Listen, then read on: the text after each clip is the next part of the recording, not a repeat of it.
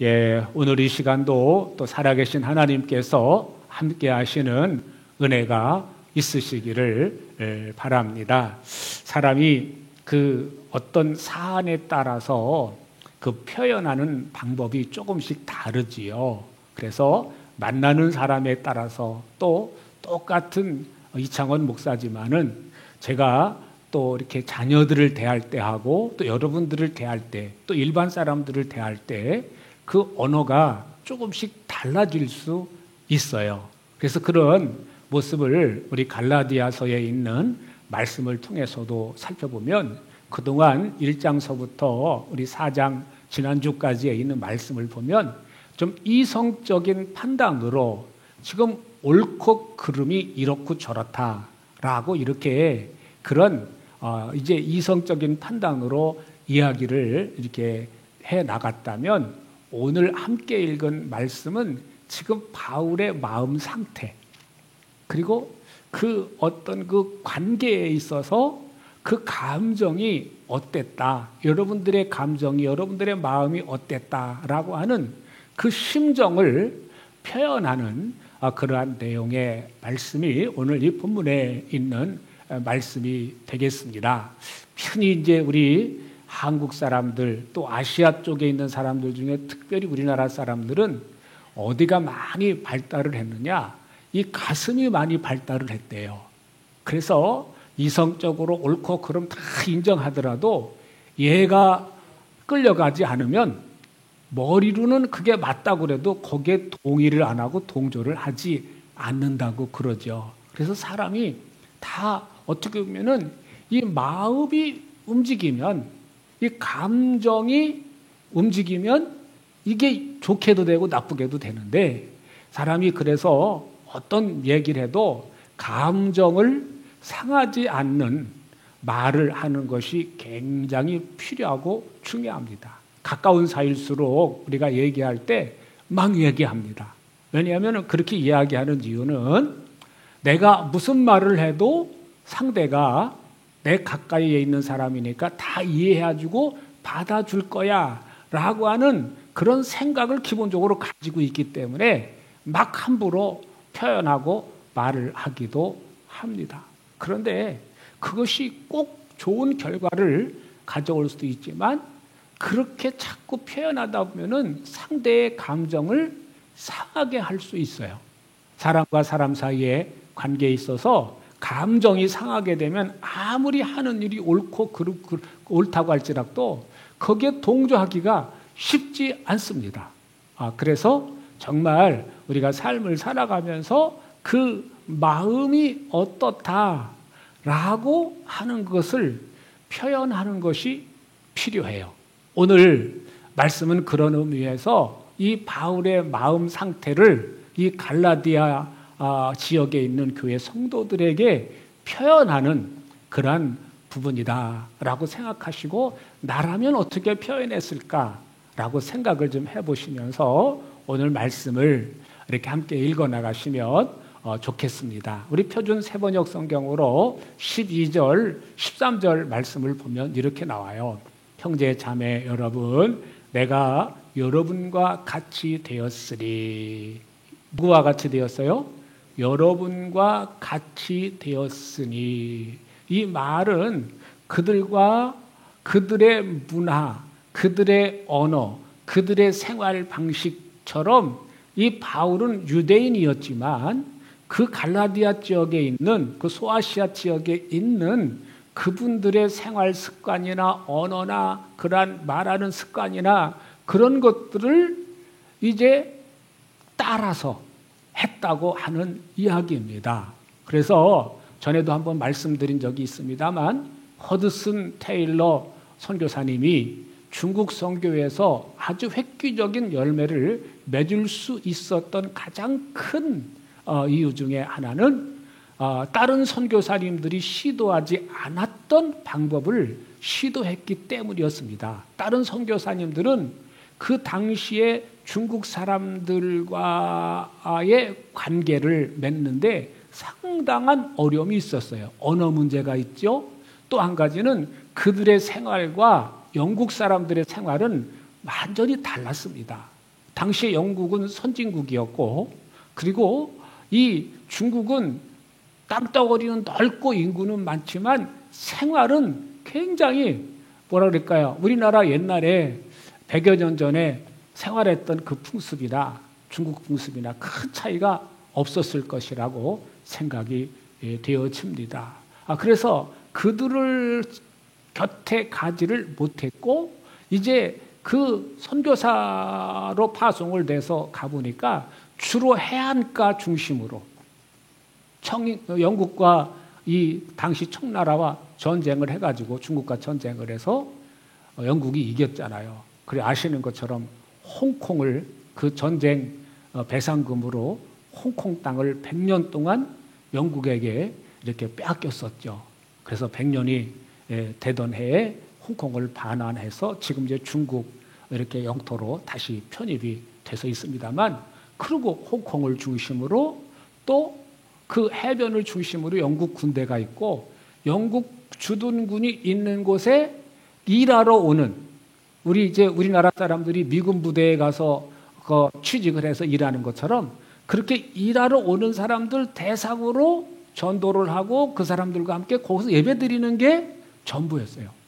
허드슨 테일러 선교사님이 그것을 보고 이래서는 복음이 증거되지 않겠다. 그래서 기도하는 가운데 그가 중국 사람들이 있는 그 우리나라로 말하면 한복, 그리고 중국 사람들의 헤어스타일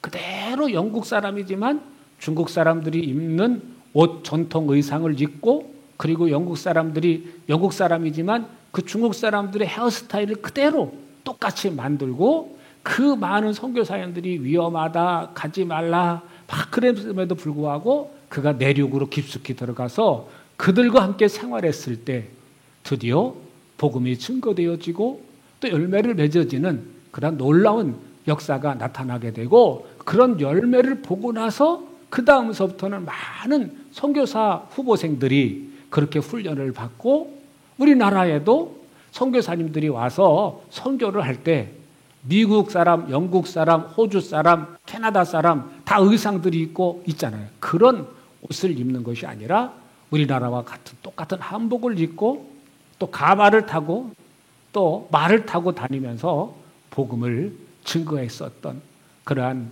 모습을 우리가 떠올려 볼 수가 있습니다. 그런 것처럼 오늘 이 바울이 형제 자매 여러분, 내가 여러분과 같이 되었으니 라고 하는 그 말은 그들과 같이 되려고 그 겉 외형의 모습들을 또 언어 습관이나 그런 것들을 그들과 닮으려고, 그들과 함께 친해지려고 이 노력을 했다라는 그런 의미로 받으시면 되겠습니다. 여러분도 나와 같이 되기를 바랍니다. 이 말은 나와 같이 예수님을 진심으로 사랑하고 기뻐하고 사모하는 그러한 믿음 생활, 순수한 믿음 생활을 하시기를 원합니다 라고 권합니다. 여러분이 내게 해를 입힌 일은 없습니다. 13절 보십니다.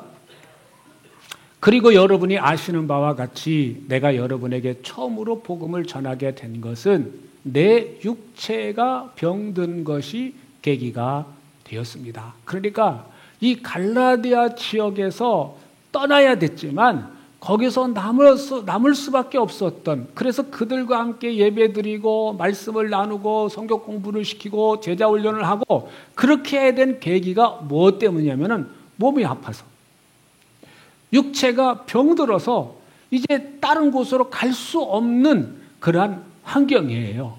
그런 환경이에요. 그래서 그런 환경 속에 있었기 때문에 어쩔 수 없이 거기서 남아서 있는데, 그 갈라디아 사람들이, 그 지역에 있는 사람들이 아프니까 멀리 가지 못하니까 그 사람들이 와가지고 이 바울이 전하는 복음을 듣고 또 훈련받고 기뻐했다는 그런 내용이에요. 14절 말씀 보시면, 그리고 내 몸에는 여러분에게 시험이 될 만한 것이 있는데도 여러분은 나를 멸시하지도 않고 외면하지도 않았습니다.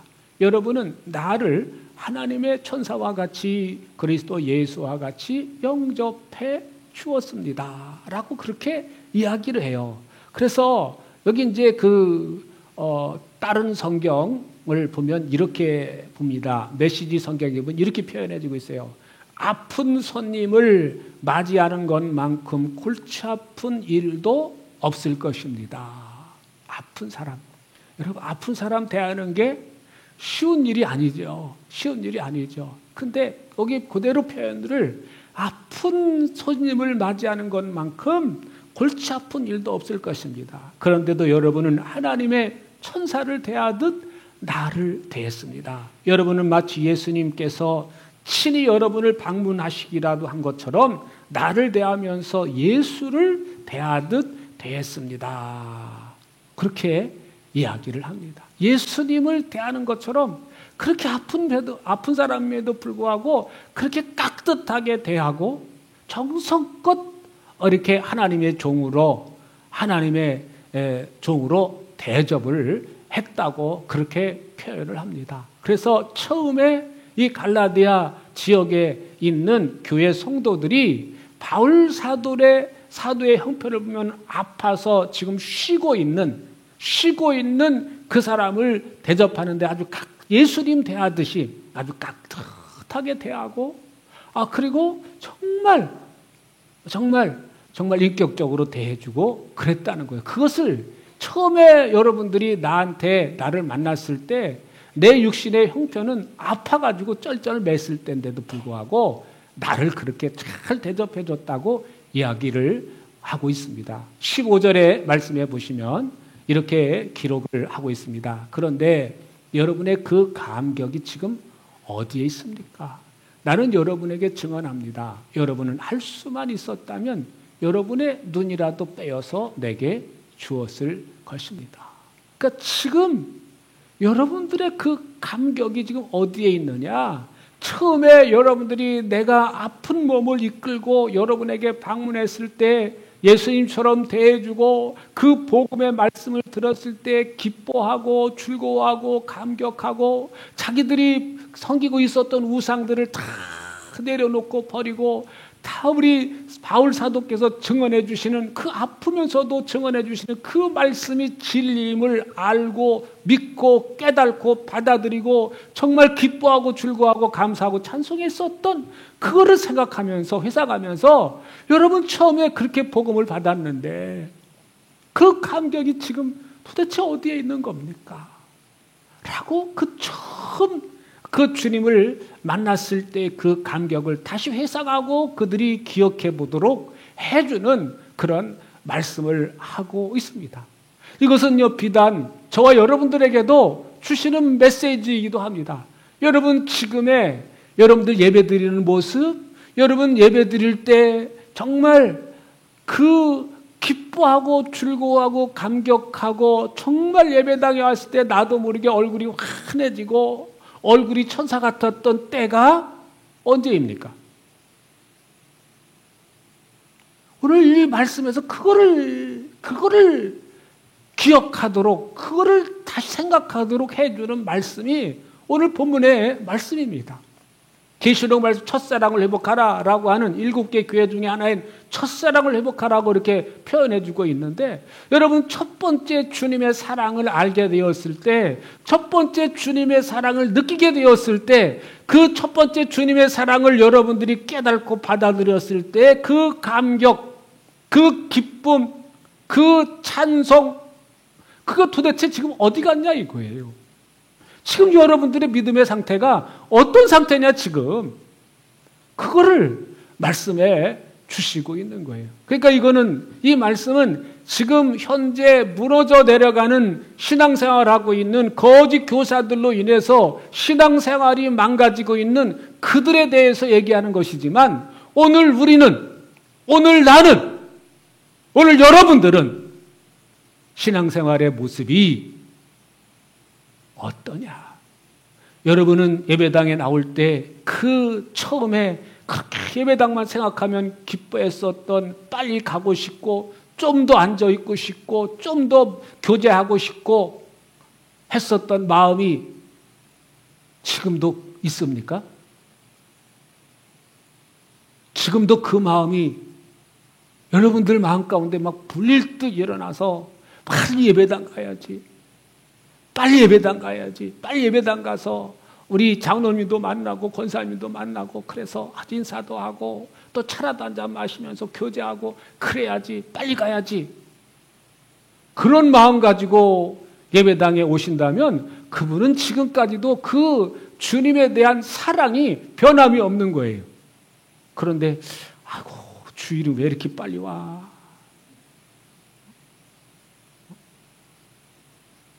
웬 주일이 이렇게 빨리 오는 거야? 한 2주에 한 번씩 왔으면 좋겠다. 여러분, 우리 마음에 감흥이 없고 감동이 없으면 이 가슴이 움직여야 되는데 예배당에 나와야 되는데 가슴이 그냥 냉랭하다면 이게 믿음 생활에 나한테 병 들었다는 신호인데 병 들었는지도 모르고 그저 예배 1시간 드렸으면 내 의무 다 했다고 생각하고 빨리 갈 생각하고 예배 끝나고 빨리 가서 뭐 해야지. 육신의 일이 막 그냥 막 머릿속에 꽉 채워져 가지고 아이고 오늘은 예배 빨리 끝나고 빨리 집에 가서 이것도 하고 저것도 하고 막 이런 생각으로 꽉 채워져. 무슨 예배가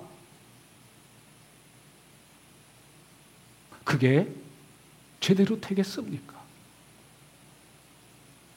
여러분, 우리의 그 개념, 그 생각부터 바꾸지 않으면 나의 예배가 하나님께서 기뻐 받으시는 예배가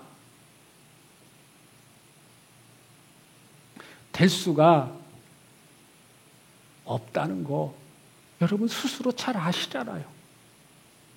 여러분들이 오늘 드리는 예배가 하나님께서 받으시는 예배가 되려면 아예 처음부터 예배당에 벌써 토요일부터 준비가 되는 것이죠.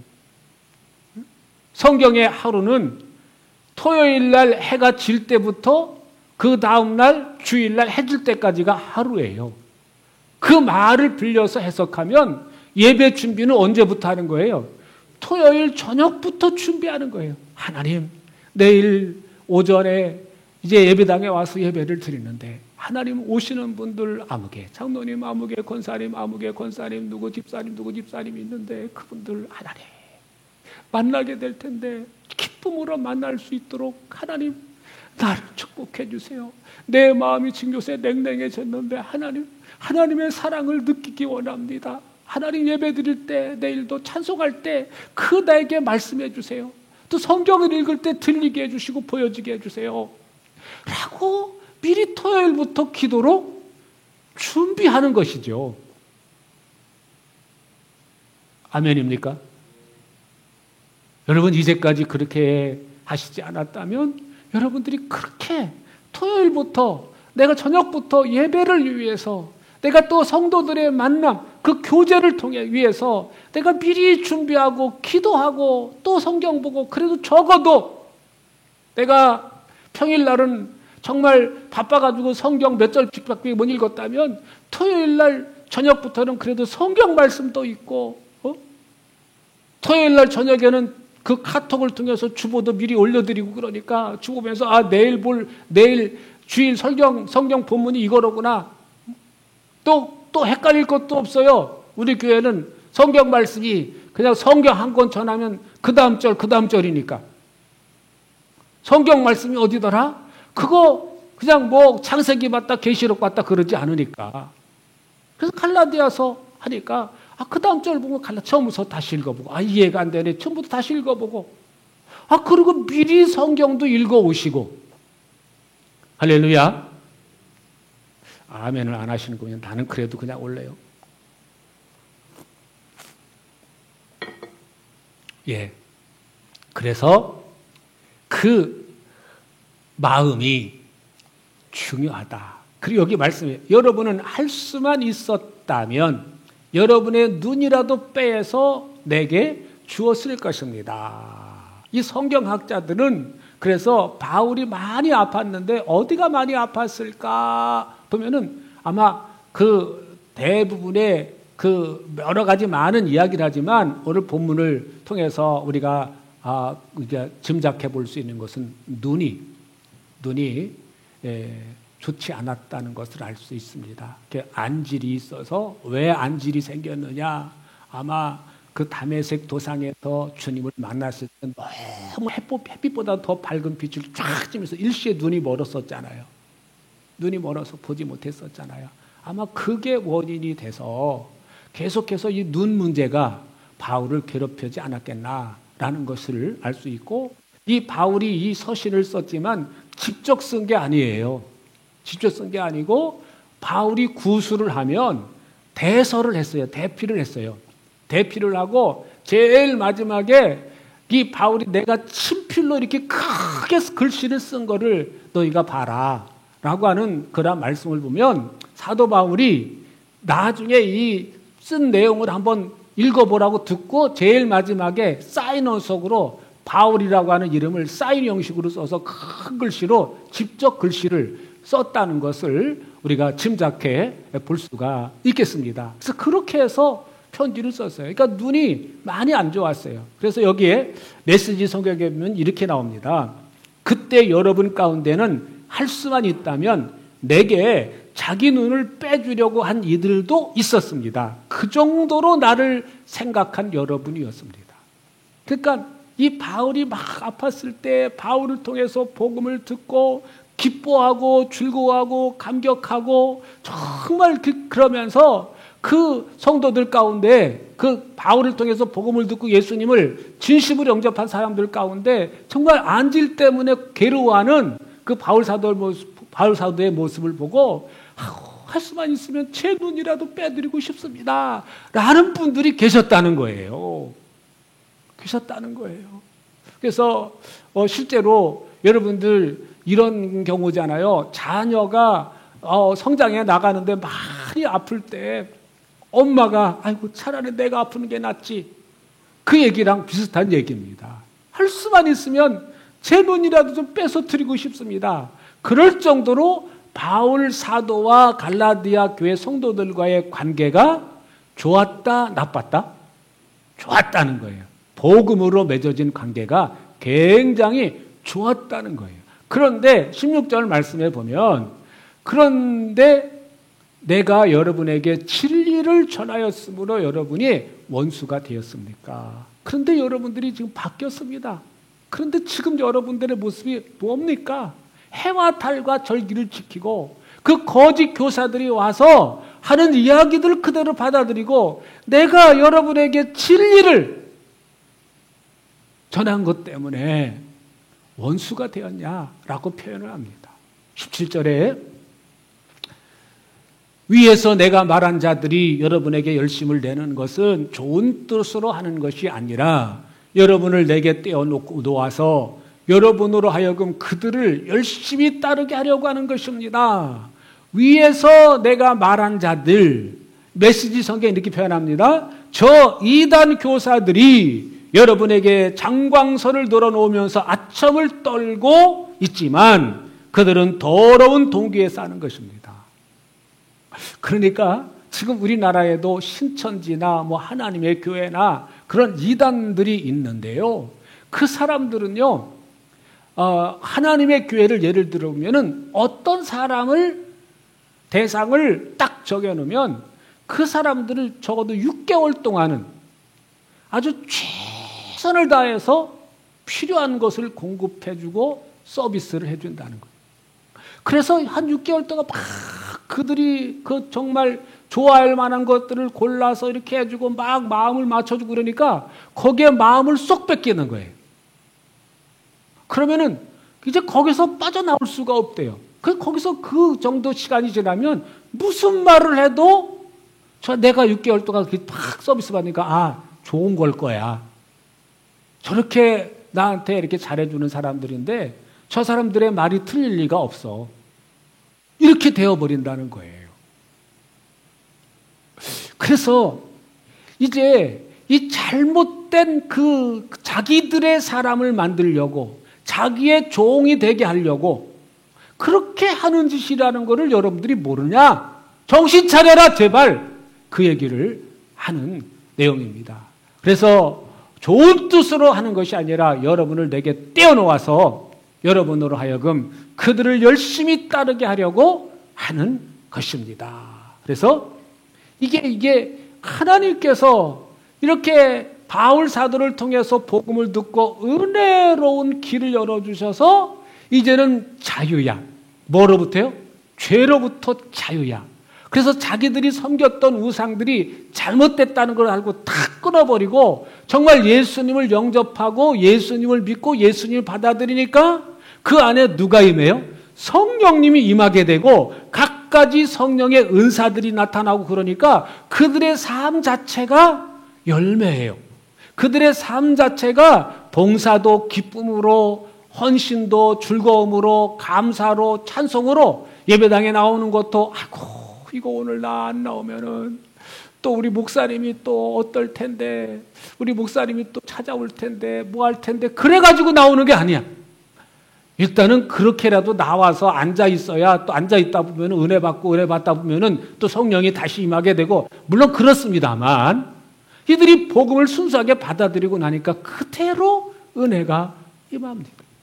여러분, 우리 이렇게 7년도, 8년도에 우리 교회에서 이렇게 알파 코스를 시작을 하면서 그때 막 은혜들을 많이 받으셨어요. 그때 은혜를 받으실 때 그때 저를 통해서 말씀을 듣고 성령님에 대해서 이야기를 듣고 여러분들이 그 말씀을 들을 때 아멘으로 받아들이고 기도할 때 또 기도 받을 때 성령이 강력하게 임했던 그런 경험들이 있으십니다. 그랬던 것처럼 여기에도 똑같이 사도 바울을 통해서 복음을 듣고 그들이 함께 찬송하고 기도할 때 강력하게 성령이 임했다는 거예요. 그래서 그들이 그렇게 정말 신앙생활이 즐겁고 감사했는데 이게 바울이 떠나 있는 동안 이단의 교리를 가지고 있는 그 거짓 교사들이 와서 그 이야기를 듣다 보니까 너무 그 사람들이 잘하는 거예요. 인간적으로 너무 잘하는 거예요. 그래서요, 여러분 신앙생활을 하시는데 어떤 모르는 사람이 와가지고 인간적으로 너무 잘하면요, 거기다 너무 마음 뺏기지 말아요. 인간적으로 잘하는 사람들이 몇 종류가 있어요. 그 사람들이 뭐냐면 보험 설계사 잘합니다. 인간적으로 너무너무 잘해요. 그리고요, 이 할머니들 대상으로 물건 팔아먹는 사람, 아이고 어머니 하면서 막 그냥 얼마나 잘하는지 몰라요. 그 물건 팔아먹는 사람들, 그리고 이단의 교리를 증거하는 사람들, 그 사람들이요 인간적으로 너무 잘해요. 어떻게 보면 예수 믿는 사람들은요 무뚝뚝하고요, 저는요 저 같은 경우도요 무뚝뚝한 편이에요. 강단에 서서는 이렇게 말을 잘하는 것 같지만 이게 딱 앉아있으면 뭐 할 말을 생각이 잘 안 나요. 그게 저예요, 저. 뭐 어떤 분들은 친화력이 있어가지고 앉아있으면 가게 하면 그냥 너무 이렇게 친화력이 있어가지고 그런 분도 계신데 저한테는 그런 친화력이라는 게 없어요. 그런데도 이렇게 남아서 예배드리고 그런 거 보면 하나님 은혜입니다. 은혜예요. 그게 없어요. 근데 그런 사람 보면 굉장히 부러워요. 부러운데도 그게 안 돼요. 그게 잘 안 돼요. 그래서 강단에 설 때는 막 이렇게 웃기도 잘하고 그러지만 딱 제 강단 내려가면요 달라요. 그래서 여러분들 아마 그럴지도 모르겠어요. 강단에서 볼 때는 그렇게 멋있게도 보이고 그런데 내려오기만 하면 좀 다르다고. 다를 수밖에 없어요. 제가 그래요. 그래서 정말 우리가 이게 복음이라는 예수님이라는 그러한 이제 분을 통해서 예수님을 머리로 삼고 우리가 관계를 맺어진 것이지, 정말 그런 어떤 목적을 가지고 인간적으로 잘해져서 뭘 갈취하려고 마음을 뺏어가려고 하는 그런 사람들을 우리가 조심 하셔야 될 줄로 믿습니다. 오늘 말씀에서도 열심히 자기를 따르게 하려고 그런다 그러지 않습니까? 18절에 말씀 보시면 그런데 그들이 좋은 뜻으로 여러분에게 열심을 낸다면 그것은 내가 여러분과 함께 있을 때뿐만 아니라 언제든지 좋은 일입니다. 아니 좋은 의도를 가지고 좋은 뜻을 가지고 잘해준다면 그게 얼마나 좋겠어요. 근데 좋은 뜻으로 하는 게 아니라 뭔가 목적을 가지고 잘해준다면 그게 안 될 때 얼굴빛이 변해요. 여러분 예를 들자면 보험 설계사가 있는데 우리 교회 나온다고 그럽시다. 그럼 나오시는데 참 친절하게 잘 태워주고 막 그러다가 어느 날 몇 달 동안 막 카풀하고 막 데려다주고 막 그러고 음료수도 사주고 막 그러다가 어느 날 갑자기 집사님 제가 이 보험 상품 좋은 거 하나 있는데 좀 하나 들어주실래요? 근데 들어주면 내가 그를 들을 만한 여력도 되고 그래서 들어주면 좋은데 근데 그렇게 열심히 잘해줬는데 내가 그 보험을 안 들어주면 어떨까요? 그분의 마음이 얼굴색이 안 바뀌면 그분 참 믿음 좋은 사람이에요. 그런데 내가 3개월, 4개월 동안 그렇게 정말 차도 일부러 잘 태워드리고 친절하게 대해주고 음료수도 사주고 그랬는데 뭐 하나 들어달라 그러니까 집사님 미안해요. 나 들을 형편이 못 돼요. 그러면요. 그 다음부터는 차 잘 태워줄까요? 아마 쉽지 않을 겁니다. 쉽지 않을 겁니다. 옛날에 우리 교회에서 있었던 일입니다. 아시겠지만. 그래요. 그분들이 잘해주려고 하는 그 목적이 있어요. 그러나 여러분 복음으로 맺어진 관계는 그냥 좋은 뜻으로 이분이 신앙생활을 잘했으면 좋겠다라고 하는 그 좋은 뜻으로 차도 태워주고 음료수도 사주고 그런 거는 좋은 거예요. 할렐루야. 내가 이렇게 잘해주는 이유 목적을 가지고 한다면 그건 하나님이 기뻐하시지도 않을 뿐더러 관계가 깨질 수밖에 없어요. 그래서 우리가 복음으로 맺어진 관계는 항상 내가 상대를 잘해줄 때도 뭐 할 때 내가 이렇게 잘해주면 어떻게 해주겠지 계산을 하고 그 사람을 대해주는 것이 아니라 주님이 나를 사랑해 주셨고 저분도 주님이 사랑하는 사람이니까 내가 할 수 있는 만큼 잘해줄 수 있다면 잘해주시는 겁니다. 할렐루야. 내 한계가 여기까지다. 그러면 더 내 한계가 둘인데 둘만 해주시면 돼요. 한계는 둘밖에 없는데 셋, 넷 하지 마세요. 지쳐요. 할 수 있는 만큼만 사랑하시고 할 수 있는 만큼만 헌신하시고 여러분들의 믿음의 분량까지만 일하시고 헌신하시면 되는 줄로 믿습니다. 19절 말씀 봅니다. 나의 자녀 여러분, 나는 여러분 속에 그리스도의 형상이 이루어지기까지 다시 해산의 고통을 겪습니다. 라는 그런 말씀을 합니다. 여러분, 이 해산의 고통은 우리 엄마들은 다 아시죠? 그 고통이 뭔지를 다 아세요. 그런데 어떤 분은 그 첫 아이를 낳을 때 뭐 17시간, 뭐 20시간 막 그렇게 걸려서 그 첫 아이를 낳는 경우가 있습니다. 다 그렇게 낳는 경우가 있어요. 그런데 그렇게 힘들게 낳았는데 낳고 날 때는 내가 다시는 안 낳는다고 그러는데 그 아이를 낳고 그 아이가 방긋방긋 웃는 모습, 아이가 자기 가슴에 젖을 먹이는 그런 게 너무 이쁘니까 또 갖고 너무 좋아서 또 갖고 그러는 거죠. 아마 우리 권사님들은 이제 우리 할머니 권사님들은 많이 나셨으니까 그 기쁨이 뭔지를 아실 거예요. 우리가 여기 복음으로 낳는다는 그 경험이 바로 그런 겁니다.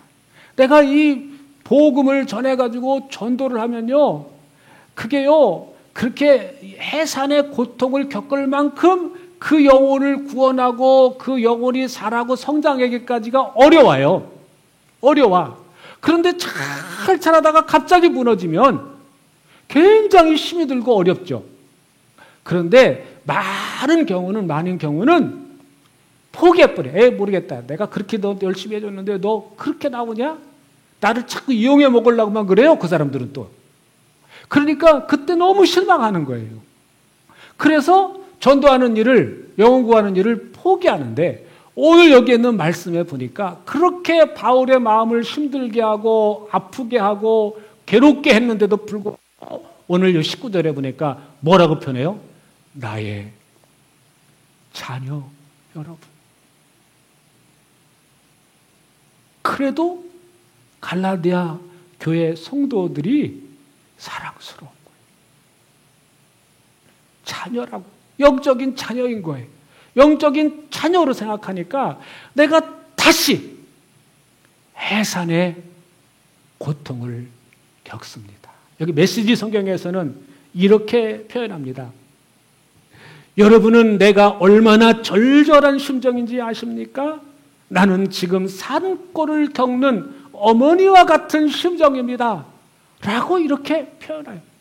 내가 다시 여러분들을, 내가 산골을 겪는 것처럼 다시 여러분들을 품고 다시 산골을 겪는 어머니처럼 여러분들을 다시 낳을 의향이 있다, 그 얘기입니다.